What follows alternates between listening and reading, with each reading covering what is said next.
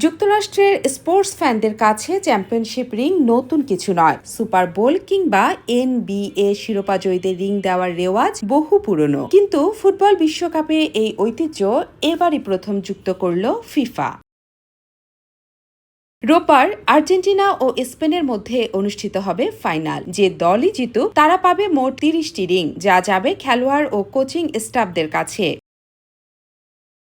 Final শেষ হওয়ার সঙ্গে সঙ্গেই বিজয়ী দলের অধিনায়ক ও প্রধান কোচকে দেওয়া হবে অস্থায়ী রিং। পরে প্রতিটি রিং আলাদাভাবে কাস্টমাইজ করে আনুষ্ঠানিকভাবে হস্তান্তর করা হবে। রিংয়ের এক পাশে থাকবে বিশ্বকাপ ট্রফির নকশা, অন্য পাশে থাকবে বিজয়ী দেশের পরিচয় তুলে ধরা বিশেষ ডিজাইন। ফিফা জানিয়েছে, মোট 1996টি রিং সাধারণ ফুটবল প্রেমীদের জন্যও থাকবে বিক্রির জন্য,